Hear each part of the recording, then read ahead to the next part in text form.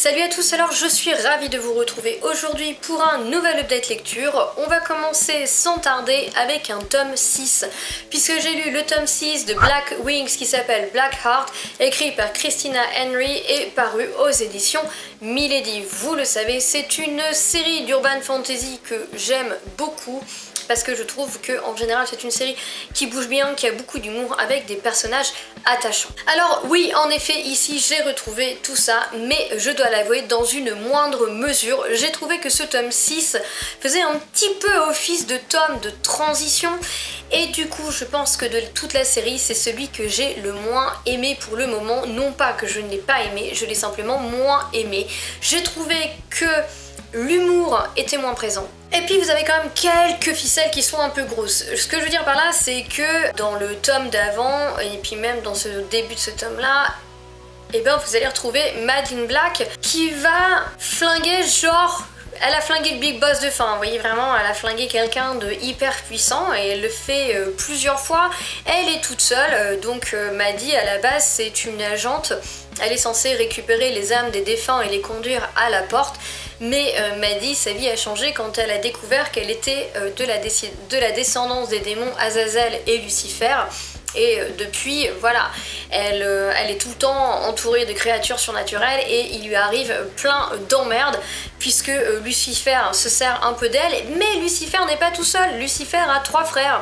Et on va dire que ses frères gravitent aussi d'une manière plus ou moins différente autour de Maddie. Bref, la pauvre, elle est quand même entourée d'emmerdes et on la projette en fait, on la manipule complètement. Ça c'est un truc que j'adore, c'est que le scénario fait en sorte que ce pauvre personnage, il est tout le temps manipulé et elle fait pas ce qu'elle veut parce qu'elle se retrouve avec des personnages qui sont beaucoup trop puissants pour elle, puisqu'on parle bien de Lucifer et ses frères.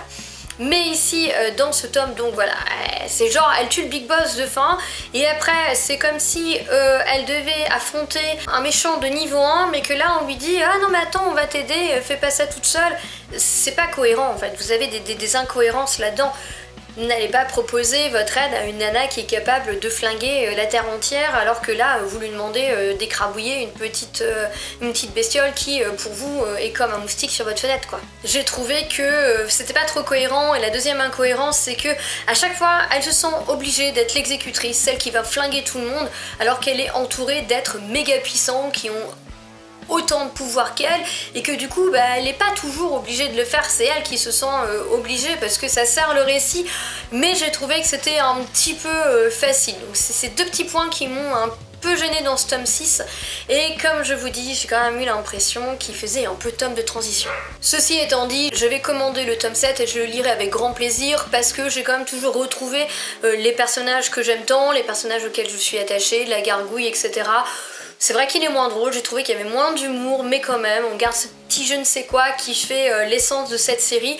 Donc je vais quand même lire le tome 7 parce que vu comment la fin du tome 6 se passe, voilà, comme je vous le disais, il faisait un peu tome de transition et je pense qu'on va repartir dans quelque chose de fort et puissant pour la suite. J'ai donc hâte de découvrir cette suite malgré tout. Ensuite, je voudrais vous parler d'un deuxième tome du duologie, donc une fin de série courte, avec le tome 2 de La Ville sans vent, écrit par Éléonore de Villepoix et paru chez Hachette Jeunesse. Si vous me suivez, vous le savez, le tome 1 a été un véritable coup de cœur pour moi, aussi bien parce que l'écriture est extraordinaire, les personnages sont extraordinaires, le scénario est extraordinaire, l'univers est extraordinaire, bref, j'ai trouvé que tout était extraordinaire dans cette série. Et il faut l'avouer, ce tome 2, même s'il est un petit peu moins bon pour moi, est toujours tout aussi génial à lire. Ici vous êtes donc dans un univers où il fait très froid, en tout cas autour de la ville qui nous intéresse, qui est la ville d'Hyperborée. Ici cette ville est emplie de mages qui dirigent tout, et donc la ville est protégée par un dôme qui protège les éléments extérieurs. Et dans le tome 1, il va se passer énormément de choses et la ville d'Hyperborée va prendre très cher. Vous allez suivre deux personnages, le personnage de Lassianax qui est un mage, qui était un apprenti mage, mais le jour où il va avoir son diplôme et passer mage, son maître va être tué et il va se retrouver propulsé aux plus hautes sphères des mages d'Hyperborée. Et vous allez rencontrer le personnage d'Arca qui est une jeune femme qui arrive à Hyperborée à la recherche d'un père qu'elle n'a jamais connu. Et donc par un concours de circonstances que vous découvrirez par vous-même si vous lisez, les destins de ces deux personnages sont inextricablement liés. Dans le tome 1, j'avais adoré les personnages, je les adore toujours ici, ils sont extraordinaires. Et ici vous allez sortir d'Hyperborée puisque Arca va partir d'Hyperborée et vous découvrez une autre contrée de ces terres. C'était bien. Au niveau univers, imagination, c'est toujours aussi riche, c'était génial. Franchement, je me suis régalée de ce point de vue-là, il n'y a rien à dire. L'imagination, elle est dingue. C'est toujours aussi dynamique, il se passe toujours autant de choses, on est toujours pris aussi bien dans l'histoire. Et donc, pourquoi je dis que je l'ai trouvé un petit peu moins bon que le tome 1? Eh bien parce qu'il est un peu moins drôle et l'écriture est pas la même. J'ai l'impression qu'il avait été écrit plus vite. Je veux dire, le tome 1, on voit qu'il y a une attention énorme de portée sur l'écriture, sur les points de vue qu'elle vous donne, elle essaye de rajouter un humour hyper fin. J'ai pas retrouvé tout ça dans ce tome 2, comme s'il avait été plus vite, comme si elle avait moins cherché à développer son écriture, ses points de vue, et j'ai trouvé que c'était dommage parce que cette patte un peu spéciale du tome 1, elle est présente mais beaucoup moins dans le tome 2, c'est pour moi le seul petit point négatif entre guillemets du tome 2, c'est que j'ai trouvé que l'écriture était moins recherchée, comme s'il avait été écrit plus vite, c'est dommage. On va aussi passer plus de temps sur le développement des personnages, leur passé, leur développement personnel, ce qui fait que finalement, ils apparaissent moins drôles, parce qu'il voilà, y a moins d'humour, il y a moins d'humour dans la façon d'écrire, et il y a moins d'humour dans la façon dont les personnages sont écrits. Pour le reste, pareil, imagination de dingue, univers de dingue, dynamisme de dingue. J'ai aussi adoré que même les méchants ici ont leur raison, on vous explique le pourquoi du comment, pourquoi ils agissent comme ça, et on se rend compte qu'à leur façon, de leur point de vue, ils ne sont pas non plus totalement mauvais. Ça reste des êtres humains avec des points positifs et des points négatifs. Là encore, on a une absence de manichéisme que j'ai adoré. C'est vrai que sur les dernières lectures, j'ai lu pas mal de romans où il n'y avait pas de manichéisme. Pas que ça me gêne, le manichéisme, mais il faut que ce soit bien traité pour que ça fasse pas trop gros. Là, j'ai bien aimé le fait qu'on vous explique les motivations des méchants, en tout cas de ceux qui intriguent en fait. Et ça, j'ai trouvé que c'était super sympa. Après, la fin, elle est très bien. Franchement, elle est top. Pour moi, le seul petit truc, c'est que parce que j'étais hyper attachée au personnage, je pense que j'aurais aimé avoir un épilogue avec ce qui se passait pour les persos après. En fait, j'aurais préféré que dans la fin, il reste plus de liens entre les personnages qu'on vous montre. Là, on le sous-entend en fait. On le sous-entend, mais la fin est écrite de telle manière que vous pourriez avoir une sorte de série spin-off qui se passerait 10 ans plus tard. Et d'ailleurs, j'adorerais, je trouverais ça extraordinaire, parce qu'ici, Arca a 13 ans, et la retrouver genre à 23 ans, je trouverais ça extraordinaire. Mais c'est vrai que parce que j'ai été hyper attachée au personnage et donc que j'étais très gourmande de savoir ce qui leur arrivait, je pense que j'aurais adoré avoir un épilogue avec genre où on les voit un peu plus tard, on les voit se retrouver tous ensemble, etc. Ça m'a un petit peu manqué cette touche un peu fleur bleue happy end. Je pense que ça gênera pas tout le monde, c'était très personnel. Donc encore une fois, une excellente lecture. Peut-être pas un coup de cœur comme le tome 1 parce que comme je vous l'ai dit, je trouve qu'il y a moins d'humour et que l'écriture est moins travaillée, mais ça reste tout de même une série qu'il faut absolument découvrir si vous aimez ce style de roman. Je voudrais enfin terminer avec une série urban fantasy, là encore portée sur l'humour. Je sais, j'en ai fait pas mal ces derniers temps, mais c'est ce que j'avais besoin de lire, j'avais besoin de m'évader, j'avais besoin de romans sans prise de tête en fait, où les univers étaient abordables sans trop de recherche. Pour tout vous dire, je suis en train de lire le tome 2 de La Moira, qui est un roman de fantasy qui est vraiment excellent, mais je sais pas, j'étais trop fatiguée alors que j'ai adoré le tome 1. J'y arrivais plus parce que j'étais trop fatiguée, j'ai préféré le mettre en pause et lire des livres qui me demandent moins d'implication. Et donc c'est pour ça que j'ai une grosse série un peu urban fantasy, humour, etc. Et donc j'ai découvert le tome 1 de Archibald Sky. Y a-t-il une pénurie de chamallows à San Francisco? Je me souviens plus du titre exact, vous pourrez le lire là. Et c'est écrit par Jupiter Phaeton.